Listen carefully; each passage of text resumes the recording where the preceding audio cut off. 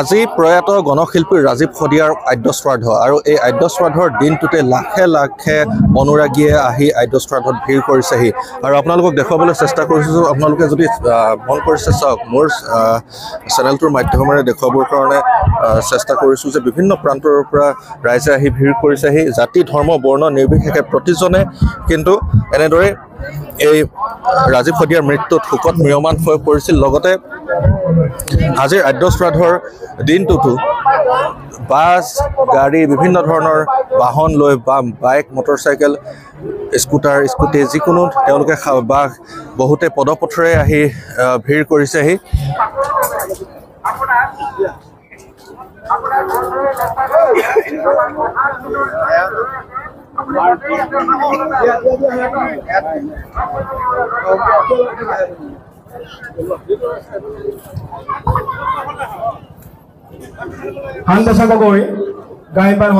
ৰাজীৱ শদিয়াৰ মৃত্যু এক অপূৰণীয় ক্ষতি আৰু ৰাজীৱ শদিয়াৰ মৃত্যুৰ পাছতেই এতিয়া প্ৰমাণিত হৈছে যে তেওঁ এই গণশিল্পীগৰাকীয়ে প্ৰকৃততে প্ৰতিজন অসমীয়াৰ গাত বা তেজত কিদৰে শিপাবলৈ সক্ষম হৈছিল। আৰু তেখেতৰ আজি আদ্য শ্ৰাদ্ধ ৰাজহুৱাকৈ অনুষ্ঠিত কৰা হৈছে টুপচিঙাৰ তেওঁ নিজৰ বাসগৃহৰ সমীপতেই আৰু লাখে লাখে মানুহ বিভিন্ন জাতি ধৰ্ম বৰ্ণ নিৰ্বিশেষে মানুহ আহি উপস্থিত হৈছেহি আৰু তেওঁৰ স্মৃতিত বিভিন্ন স্মৃতিচাৰণ সভা অনুষ্ঠিত কৰাৰ লগতে স্মৃতি গ্ৰন্থও ইয়াত উন্মোচন কৰা হয়, লগতে ব্যৱস্থাও কৰা হৈছে। মোৰ লগতে শদিয়াৰ এগৰাকী সমাজসেৱক তথা বিভিন্ন সময়ত লেখক সাহিত্যিক আৰু সমাজৰ প্ৰতি বিভিন্ন অৱদান আগবঢ়োৱা মোৰ নিচাদেউ সম্পৰ্কীয় যুধিষ্ঠিৰ গগৈ ডাঙৰীয়া উপস্থিত আছে। মই আজি আপোনাৰ পৰা সুধিব বিচাৰিছোঁ যে ইমান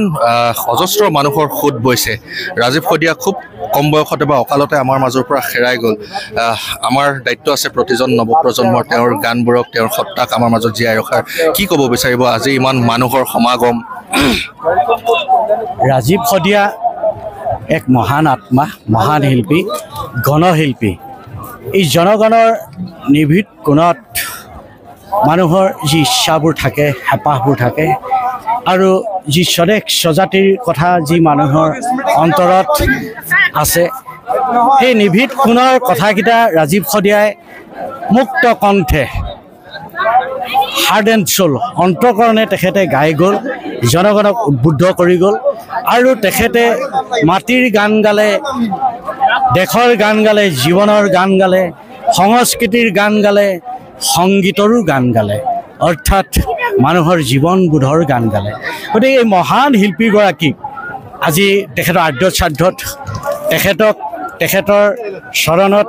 এপাহি পুষ্প অঞ্জলি দিবৰ কাৰণে অসমৰ অজস্ৰজনে আজি ইয়াত পদাৰ্পণ কৰিছে, লোকে লোকাৰণ্য হৈছে, লাখে লাখে মানুহে আজি আহিছে আৰু এই স্বতঃস্ফূৰ্ত দেশ বুলি ক'লে যেনেকৈ আদেশ নালাগে, গতিকে স্বতঃস্ফূৰ্তভাৱে মানুহে আজি ইয়াত উপস্থিত হৈছে। আমাৰ শদিয়াৰে সুসন্তান সুধাকণ্ঠ ডক্টৰ ভূপেন হাজৰিকা, তেখেতে লুইতৰ পাৰত জন্ম হৈছিল আৰু ৰাজীৱ শদিয়াৰে সুসন্তান কুণ্ডিল পাৰত জন্ম হৈছিল। এই কুণ্ডিল পাৰৰ এই লুইত পৰিয়া এই ভূপেন দাই বিশ্বৰ মানুহৰ কথা গাই গ'ল, মানুহে মানুহৰ বাবে কি কৰা উচিত গাই গ'ল আৰু ৰাজীৱ শদিয়াই দেশ জাতি মাটিৰ কাৰণে কেনে কাম কৰিব লাগে গাই গ'ল। গতিকে এনে মহান শিল্পী, এই সৃষ্টিভূমি, এই পবিত্ৰ ভূমি, সাধনাৰ জেগা শদিয়াক আমি জীয়াই ৰাখিব লাগিব। এই আপ্ৰাণ চেষ্টা কৰা জনগণক জাগৃত কৰিবলৈ চেষ্টা কৰা ব্যক্তিসকলে এই কথাখিনি উপলব্ধি কৰিব লাগিব যে জাতি মাটি কাক কয়, ৰাজীৱ শদিয়াই গাই যোৱা গীতৰ প্ৰকৃতাৰ্থত অৰ্থ কি হৃদয়ংগম কৰিব লাগিব। অকল শুনিলে নহ'ব, হৃদয়ংগম কৰিলেহে দেশ জাতি মাটিৰ কাৰণে কিবা এটা হ'ব আৰু ঐক্য ভাৱনাৰে অসমত অসমীয়া জাতি জিলিকি উঠিব, বিশ্ব দৰবাৰত অসমীয়া জাতি জিলিকি উঠিব। গতিকে আজি এটা প্ৰমাণ কৰিছে অসমৰ বিভিন্ন প্ৰান্তৰ পৰা অহা অহা এই খাটি খোৱা জনগণ দেশ স্বজাতিক ভাল পোৱা জনগণে আজি ইয়াত আহি লোকাৰণ্য হৈছে ই প্ৰমাণ কৰিছে যে অসমীয়া জাতিটো হেৰাই যাব খোজা জাতি নহয় অসমীয়া জাতি আজি সিদ্ধান্ত লৈছে যে নিজক সম্পূৰ্ণ ৰূপত পূৰ্ণ প্ৰতিষ্ঠা কৰি বিশ্বৰ দৰবাৰত মূৰ দাঙি থিয় হৈ থাকিব গতিকে আমি ৰাজীৱ খদিয়াৰ এই বিদায় বেলাত শাৰীৰিকভাৱে তেখেত কায়িকভাৱে বিদায় লৈছে যদিও তেখেতে জনগণৰ হৃদয়ে মানস পথত প্ৰতি মুহূৰ্তত থাকিব বিপদৰ সময়ত জাতিটোৰ শংকাৰ সময়ত ৰাজীৱ খদিয়াৰ গীতে ৰাজীৱ খদিয়াৰ আধ্যাত্মিকতাৰে ৰাজীৱ খদিয়াৰ চিন্তা চৰ্চাৰে ৰাজীৱ খদিয়াৰ সেই কণ্ঠস্বৰে মানুহক অনুপ্ৰাণিত কৰিব আৰু সমগ্ৰ অসমৰ জাতি একত্ৰিত হৈ সমস্যাৰ সন্মুখত থিয় হৈ অসমক জিলিকাই তুলিব ধন্যবাদ যিখিনি কথা কৈছে চিৰসত্য কথা বুলি ক'ব লাগিব আৰু উল্লেখ কৰিম যে যেহেতু আজি লাখে লাখে যিদৰে মানুহ ইয়াত ভিৰ হৈছে সেই ৰাজীৱ খদিয়াৰ গানৰ প্ৰতি শ্ৰদ্ধা জনাই ৰাজীৱ খদিয়াক শ্ৰদ্ধা জনাই অসমৰ প্ৰতিটো কোণৰ পৰা মানুহে আহি ইয়াত ভিৰ কৰিছেহি আৰু ঠিক সেইদৰে কিন্তু ৰাজীৱ খদিয়াৰ গানবোৰ আমাৰ মাজত জীয়াই ৰখাৰ দায়িত্ব আছে আৰু নৱপ্ৰজন্মকো তেওঁৰ যিবোৰ গান বা তেওঁৰ দৰে বাক্য গাঁথনিৰে সৃষ্টি হোৱা শব্দৰ গানবোৰ নতুন প্ৰজন্মই আঁকোৱালি ল'ব লাগিব আৰু ৰাজীৱ খদিয়া এনেদৰে আমাৰ মাজত সদায় অমৰ হৈ ৰওক আৰু কামনা কৰিছোঁ পুনৰ ৰাজীৱ খদিয়াৰ দৰে সত্তাৰ জন্ম হওক আৰু মানুহে মানুহৰ বাবে এনেদৰে আজীৱন কাম কৰাৰ যি প্ৰতিশ্ৰুতি সকলোৱে কৰি ৰওক আৰু খদিয়াৰ দুপচিঙা গাঁৱৰ বাসগৃহৰ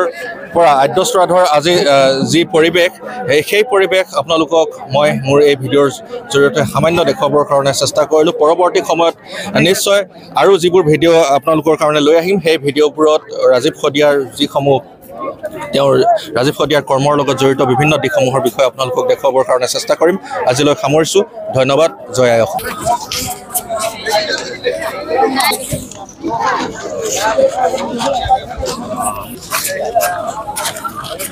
চালু কৰিলা